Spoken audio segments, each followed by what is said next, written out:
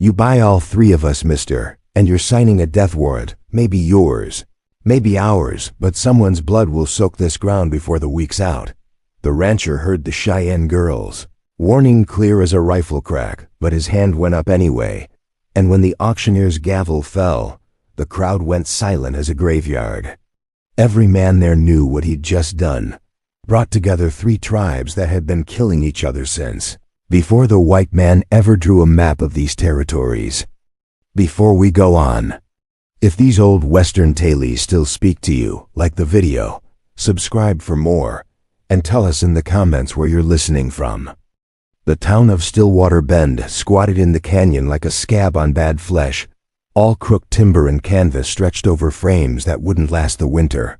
It was July of 1873, and the sun hammered down on the auction square with the kind of heat that made men mean and stupid. Flies circled the water troughs. Somewhere a dog was barking itself hoarse.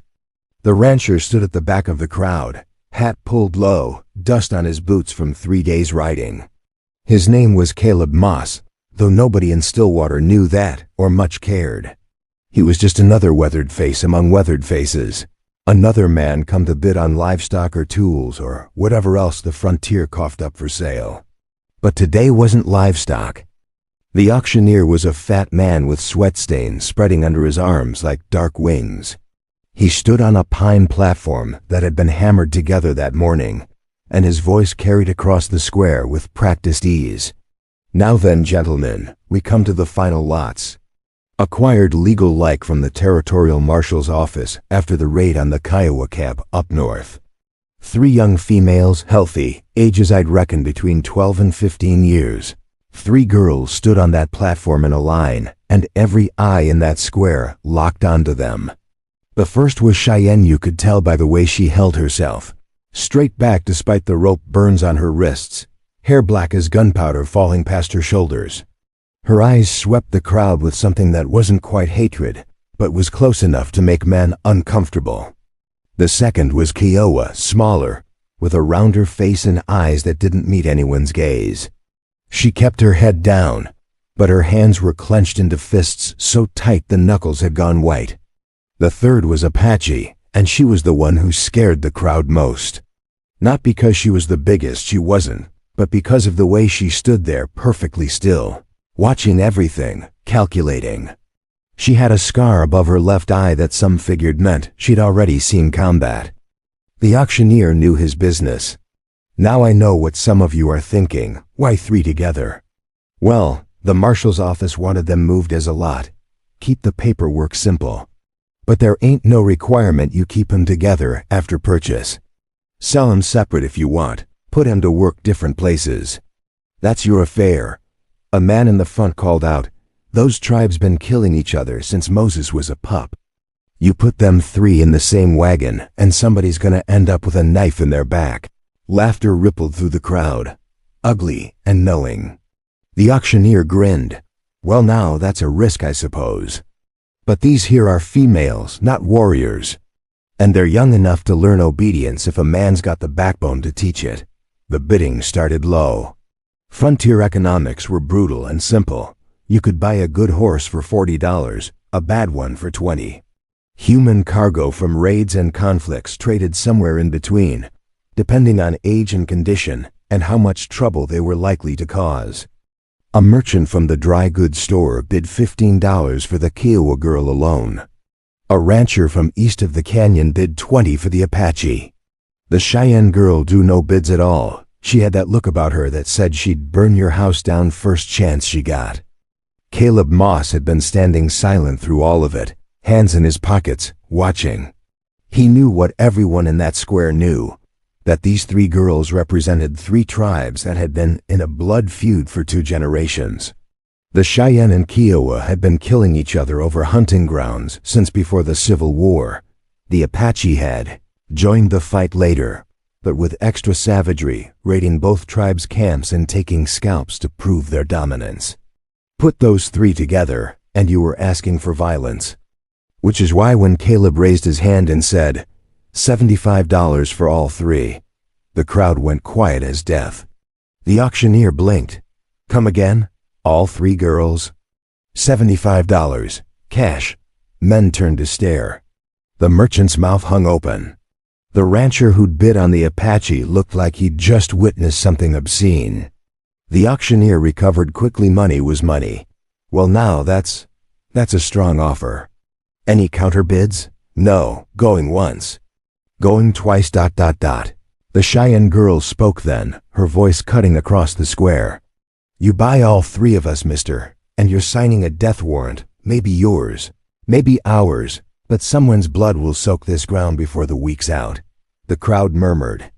Some men nodded in agreement. Others just watched to see what the stranger would do. Caleb Moss looked up at her, met her eyes, and said nothing. The gavel fell. Sold to the gentleman in the back for $75. The paperwork took an hour. Caleb paid in gold coin, each piece counted and tested by the auctioneer's assistant. The territorial marshal's deputy witnessed the transaction, scratched out a bill of sale, and handed it over without ceremony. They're your problem now, the deputy said. You got a wagon? Horse and pack mule. We'll walk. The deputy raised an eyebrow. Walk? That's rough country between here and wherever you're headed. And those 3... He glanced toward where the girls sat under guard near the livery stable. Like was said, them tribes got bad blood. I was you, I'd keep 'em separate. Sell off 2, keep the one that looks least likely to murder you in your sleep. I'll manage. Your funeral. The deputy walked off. Caleb folded the bill of sale into his vest pocket and headed for the livery. The girls were sitting in the dirt with their backs against the stable wall, wrists still bound, legs tied at the ankles. A local man with a shotgun stood guard, not to protect them, but to protect the town from them. Caleb nodded to the guard. I'll take them now. The guard squinted at him. You really bought all 3? That's right. Mister, I don't know what kind of operation you're running, but you just bought yourself a war. These girls been snarling at each other since they got here. Had to separate 'em twice to keep 'em from fighting. Caleb crouched down in front of the girls. Up close he could see the fear beneath their anger, the confusion of being ripped from everything they knew. Sold like cattle, bound and transported to a strange place where every face was hostile. The Cheyenne girl glared at him. You will regret this. The Apache girl said nothing, just watched him with those calculating eyes. The Kiowa girl stared at the ground and trembled. What are your names? Caleb asked. The Cheyenne girl spat in the dirt near his boot. Names are for people. We are property now. That is what your paper says. I'm asking anyway. A long silence. Then the Apache girl spoke, her voice quieter than he expected. Alaha, she pointed at the Kiowa girl. She is called Takawin, then at the Cheyenne girl. She is Nokona. Now you have our names. What will you do with them? Treat you like people, Caleb said. Nokona laughed, bitter and sharp.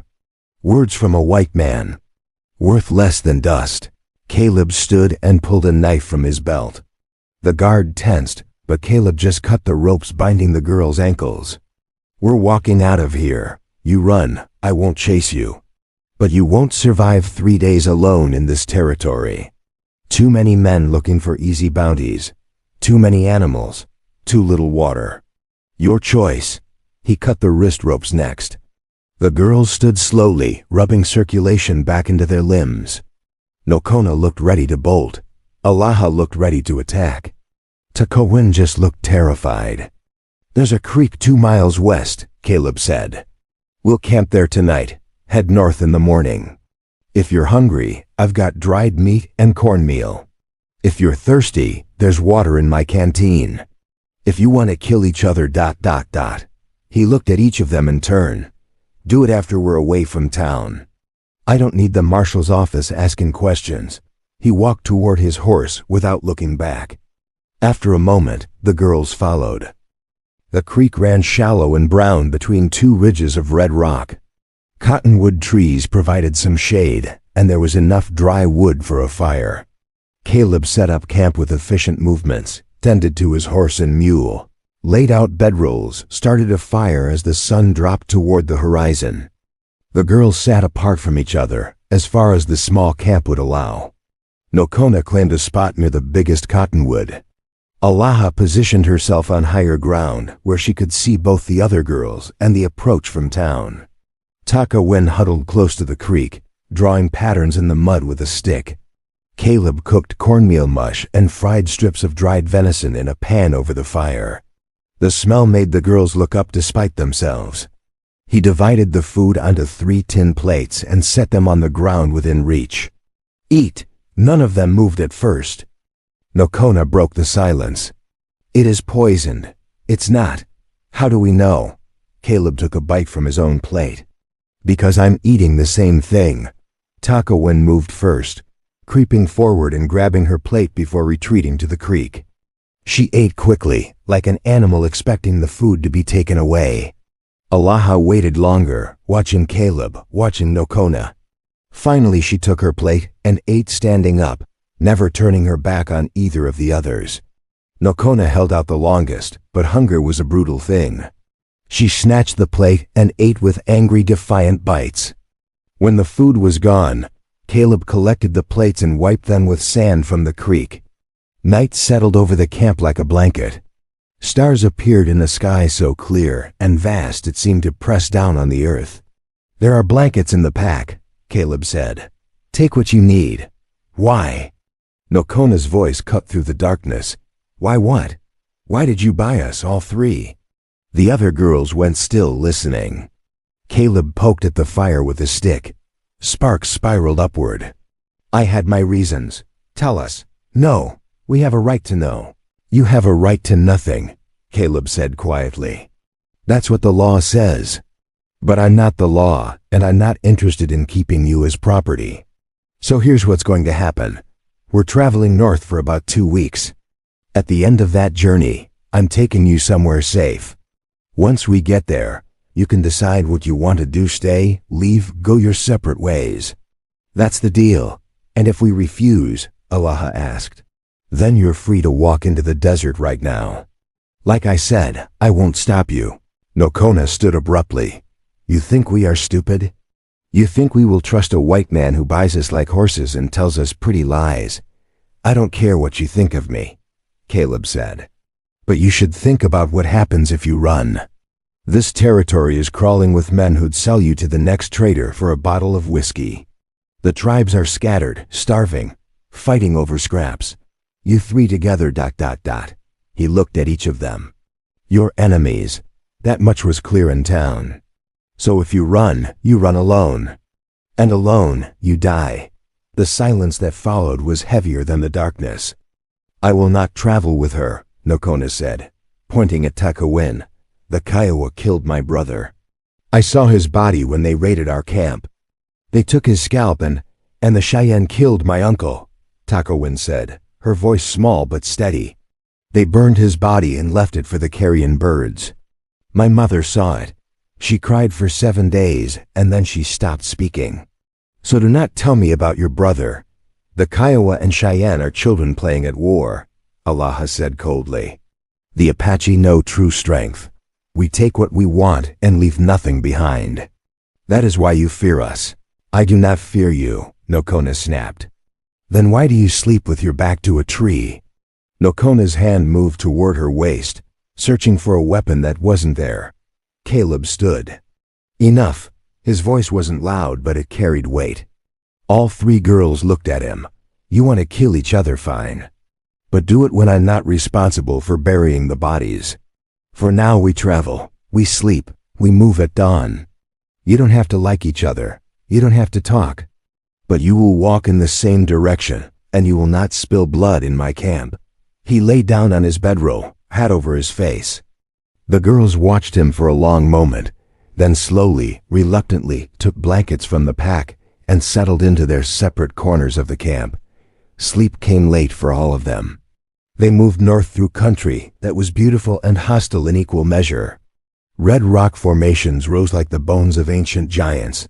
Dry riverbeds snaked between mesas. The sun climbed and hammered and descended, and the heat was a living thing that pressed against skin and stole breath. Caleb set the pace steady, but not brutal.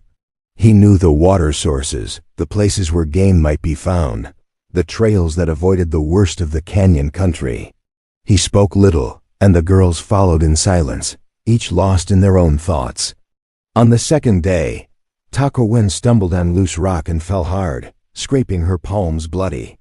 Before Caleb could react, Alaha had moved to her side and pulled her upright. It wasn't kindness, it was practicality. An injured member of the group slowed everyone down. Nokona saw the exchange and her expression darkened. On the third day, they found a water hole that had gone brackish. Caleb tasted it and spat. "Can't drink this. We'll have to push on to the next source." "How far?" Alaha asked. 8 miles, maybe 10. Takawin's face fell. Her lips were already cracked, her eyes sunken. She'd been rationing her water too carefully, trying not to be a burden. Nokona surprised everyone by pulling out her canteen and handing it to Takawin. "Drink." Takawin stared at her. "Why?" "Because if you collapse, he will make us carry you. Drink." It was a small thing, begrudging and tactical, but it was the first crack in the wall. On the 5th day, they heard riders in the distance. Caleb held up a hand and the group froze. He listened, head tilted, reading the sounds. 2 horses, maybe 3, moving fast. "Off the trail," he said quietly. "Behind those rocks." They scrambled for cover just as 3 men crested the ridge behind them. Rough men, the kind that lived in the spaces between law and chaos. One had a rifle across his saddle. Another had a bandana tied around his face to keep out dust. They rode past without slowing, but Caleb waited a full 10 minutes before signaling all clear. "Who were they?" Nokona asked. "Bounty hunters probably, or slavers." "Same thing out here. They were looking for us?" "Maybe, or looking for anyone they can sell. The territorial authorities put bounties on runaways. Doesn't matter if you escape from a camp or a sale block. $50 is $50. Alaha's jaw tightened. "Then we are still being hunted. Always," Caleb said. "That's the world now." They moved on, but the encounter changed something. The girls walked closer together now, their constant vigilance aimed outward instead of at each other. On the 7th night, they camped in a shallow canyon where wind-carved walls created natural shelter. The fire burned low and steady. Caleb roasted 2 rabbits he'd snared that afternoon, and the smell of cooking meat was almost enough to make the girls forget they hated each other. Almost. Takawin spoke first, her voice barely above a whisper. "Why do the Cheyenne hate us so much?" Nokona looked up sharply. "You know why. Tell me anyway. Your warriors killed my people for land that was never yours. You came into our territory like thieves and took what you wanted. That is not how the story was told to me," Takawin said. "I was told the Cheyenne attacked first. That they killed our hunters and stole our horses. That we only defended ourselves. Your story is a lie, and yours is truth. How do you know?" The question hung in the air like smoke. Nokona opened her mouth to answer, then closed it. Her certainty flickered. Alaha spoke from her position near the canyon wall. "Stories are weapons. My grandmother told me that. Every tribe tells the story that makes them the victim, the hero, the justified killer. The truth is always more complicated." "And what is the Apache truth?" Nokona asked with acid in her voice. "That we are strong, and strength is the only truth that matters. That is not wisdom. That is cruelty. Maybe, but it kept my people alive when others were dying." Caleb turned the rabbits on the spit, grease dripping and hissing in the flames. "The 3 tribes you're from, Cheyenne, Kiowa, Apache, you've been fighting each other for what, 2 generations?" "Longer," Nokona said. "Why?" She blinked. Because they attacked us. Before that, why did it start?" Silence. "I will tell you why," Caleb said, pulling the meat from the fire and dividing it. 50 years ago, maybe more, white settlers started pushing west. They brought diseases, pushed tribes off land, broke treaties. The tribes that survived got squeezed into smaller and smaller territories. Started competing for the same hunting grounds, the same water, the same survival. That competition turned to conflict. Conflict turned to killing. And once enough blood was spilled, nobody remembered what started it. They just remembered the hate. He handed each girl a portion of meat. The white men did that, Nokona said bitterly. Some of it, yeah, but not all. Your tribes chose to fight each other instead of the common enemy. That's on you. You blame us for trying to survive? I blame everyone who thinks killing is the only answer. Allah studied him in the firelight. You speak like a man who has done killing. Caleb didn't answer. What are you? She pressed. Soldier? Scout? You move like someone who knows combat. I know it, Caleb said quietly. And I know what it costs. He stood and walked to the edge of the firelight, staring out into darkness. The girls ate in silence, but something had shifted. The hate was still there, buried deep in their bones, but cracks were forming. Small ones, hesitant ones, but cracks nonetheless.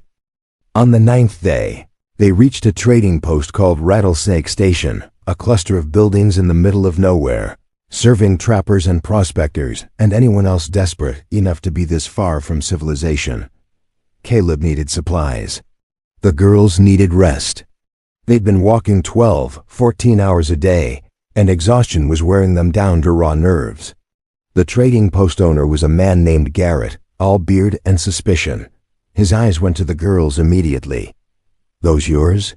Bought them legal in Stillwater, Caleb said. Unhung. What tribes? Does it matter? Might. Had some Apache scouts through here last week looking for missing kin. Might be worth something if I let them know. Caleb's hand didn't move toward his gun, but his posture changed in a way that made Garrett take a half step back. The girls stay with me. Garrett raised his hands. Easy, friend. Just making conversation. What do you need? Flour, salt, ammunition if you have it. While Caleb conducted business, the girls waited outside near a water trough. 2 trappers lounged nearby, eyeing them with the kind of interest that made skin crawl. One of them, gap-toothed and filthy, leaned close to Tikowin. How much for an hour with this one? Nokona moved between them. Touch her and lose your hand, the trapper grinned. Oh, this one's got spirit. I like spirit, his friend laughed. 3 for the price of 1. That'd be something. Allah's voice cut like a blade. The first man who touches any of us dies bleeding. I promise you this. The trapper's smiles faltered. There was something in Allah's eyes, not a threat, but a certainty, cold and absolute, that made them reconsider. Caleb emerged from the trading post with his supplies. He took one look at the scene and understood immediately. We're leaving. Hold on now, the gap-toothed trapper said. We were just having a friendly conversation with your property here. Conversation's over. You got a bill of sale for them girls? 'Cause last I heard, territorial law says any man can challenge ownership if... The sound of Caleb drawing his revolver cut through the air like breaking glass. He didn't point it at anyone, just held it low and ready. I said we're leaving. The trappers didn't move, but they didn't follow either. Caleb and the girls walked out of Rattlesnake Station and didn't stop until they were 2 miles clear. When they finally halted to rest, Nokona spoke. You would have killed them. If I had to. Why? We are just property to you. Why risk your life? Caleb checked the loads in his revolver, then holstered it. I told you already. I don't see you as property. But the law does. The law is 100 miles away and written by men who've never walked this country. Out here, the only law is what you decide to live by. And what do you live by? Allah asked. Caleb looked at her, and for the first time the girl saw something behind his eyes, something old and painful and fierce. I live by making sure I don't make the same mistakes twice. He walked ahead, and after a moment, the girls followed. But they walked closer together now, and when Tikowin stumbled on loose rock, both Nokona and Allah reached to steady her. They didn't speak about it. They didn't need to. On the 12th day, everything fell apart. They were crossing open country, a stretch of grassland between canyon walls, when Nokona spotted something that made her freeze. There, Caleb followed her gaze. A mile distant, smoke rose from behind a low ridge. Campfire, he said. No, Nokona's voice had gone tight. Look at the shape. That's a signal fire, Cheyenne. How can you tell? I know my people's signs. Takawin backed away. We need to go, now. Why? Caleb asked. Because if they see me, if they see any of us, they will think we are together by choice, that we have betrayed our tribes. They will kill us all. She's right, Allah said. The Apache would do the same. Traveling with enemies is seen as betrayal. Worse than betrayal. Caleb studied the smoke. How many do you think? At least 5, Nokona said. Maybe more. Can we go around? Not without them seeing us. The land is too open. They stood in terrible silence, weighing impossible options. Then Takawin said something that changed everything. We could hide. 2 of us could hide, and one could say she was captured, forced to travel with a white man. Then when they come close, she looked at Caleb. You would have to Have to what? Caleb said quietly. Pretend to hold one of us prisoner, so the others can escape. And then what? I get killed, and you 3 still end up separated or dead. But 2 of us would live, Takawin said. That is better than none. No, Nokona said suddenly. All eyes turned to her. She was staring at the smoke with an expression that was equal parts fear and fury. No, we do not separate. You would rather die with us than live alone? Allah asked, genuine surprise in her voice. Nokona's hands were shaking. I do not. I cannot She struggled with the words. If I go to them and tell them I traveled with you, they will cast me out. If I lie and say I was forced, and they discover the truth later, they will kill me. And if I let you die here while I run She looked at Takawin, then at Allah. I cannot do that either. I do not understand why, but I cannot. The silence that followed was vast and terrible. Then we don't run, Caleb said. And we don't hide. We go to them. That's suicide, Allah said. Maybe, but it's honest suicide.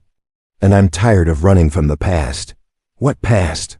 Nokona demanded. You keep speaking in pieces. Tell us the truth.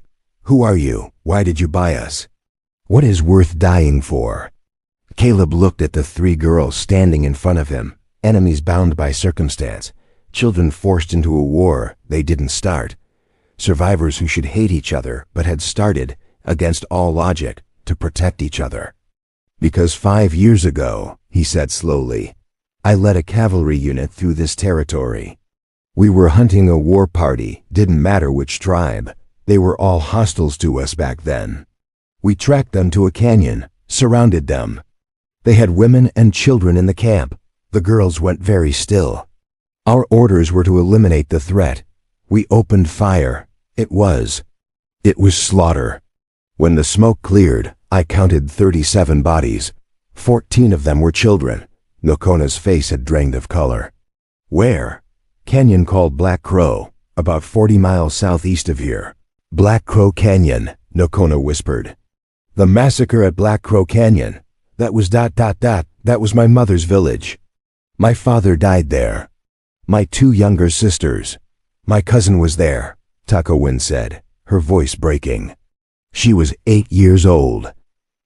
Allah said nothing, but her eyes were full of something that might have been murder.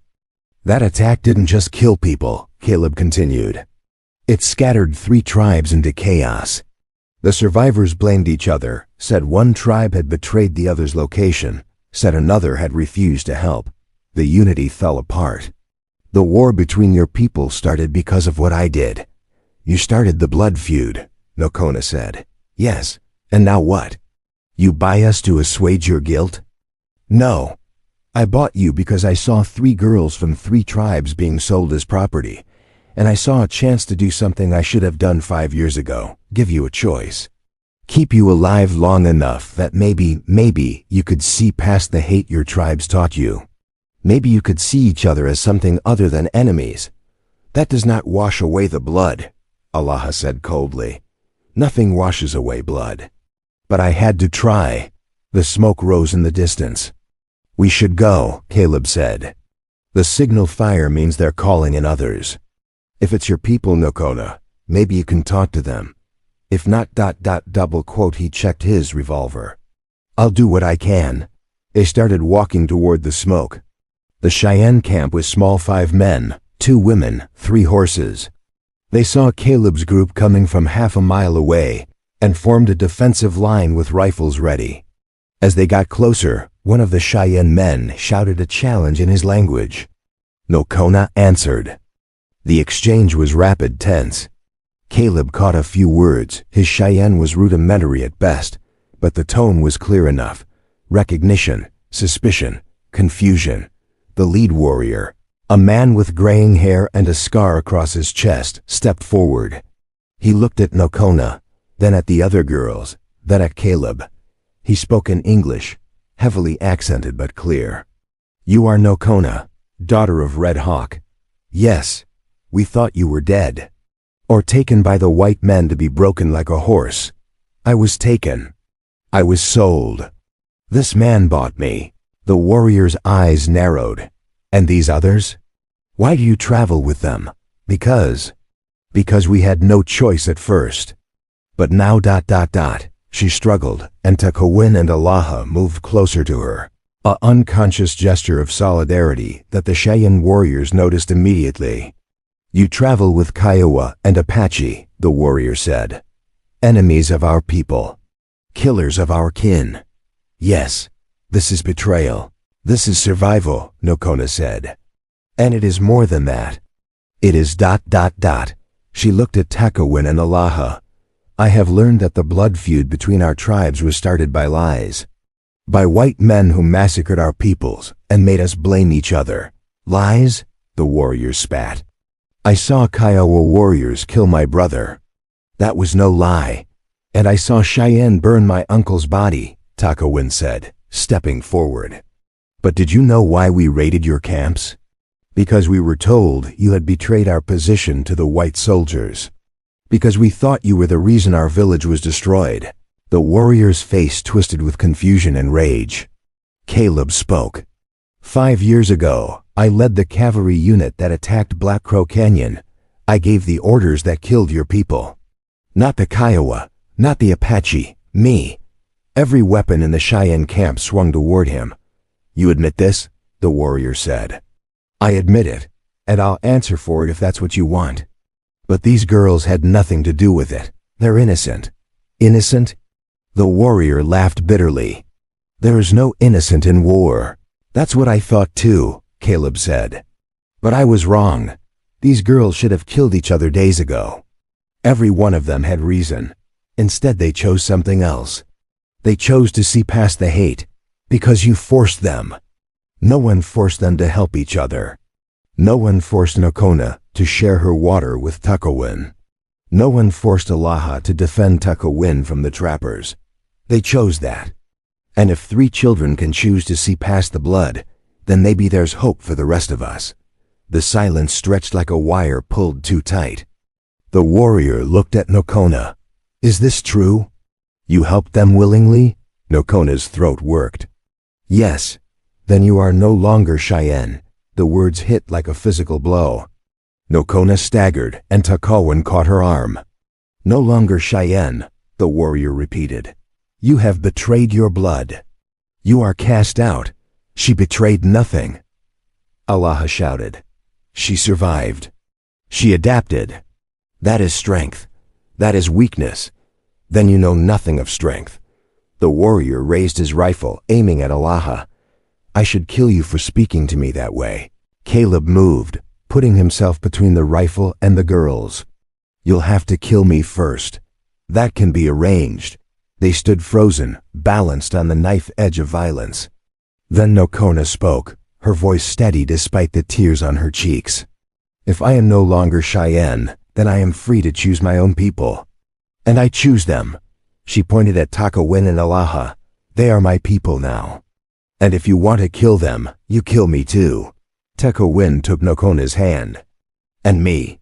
Allah stepped forward, completing the line. And me, 3 girls from 3 tribes, standing together against the world. The warrior stared at them for a long moment. Then he lowered his rifle. You are all fools, he said. The white man's world has made you weak and confused. But I will not kill children, even foolish ones. Go. Leave this territory. If I see you again, if any Cheyenne see you again, you will die as traitors. We are not traitors, Narration said. We are the ones who remember that we are all human before we are tribes. The warrior turned his back on them. Go. They walked in silence for the first hour, each processing what had happened. Narration had been cast out from her people. All 3 girls had declared themselves separate from the tribes that had defined their entire existence.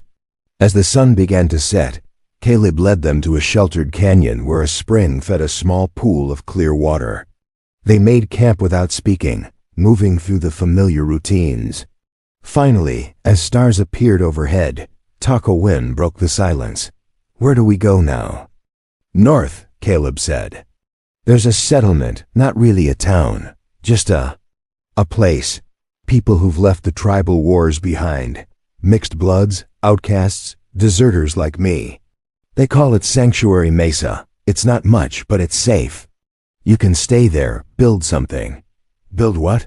Allah asked. Whatever you want. A life that isn't defined by who your parents hated. Narration stared into the fire. I thought being cast out would feel worse. But I just feel empty. It's not empty, Takawin said quietly. It's freedom.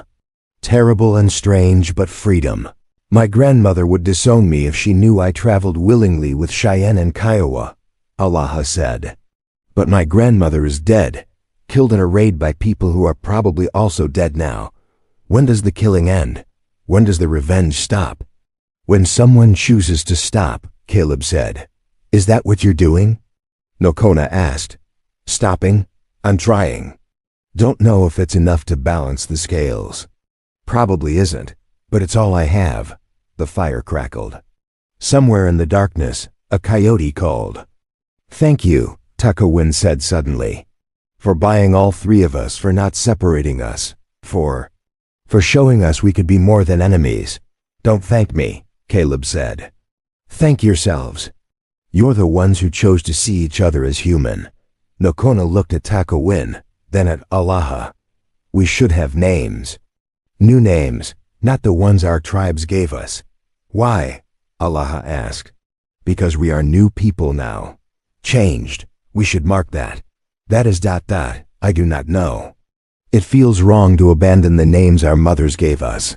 We don't abandon them, Takawin said. We carry them inside, but we add to them. Become more than what we were.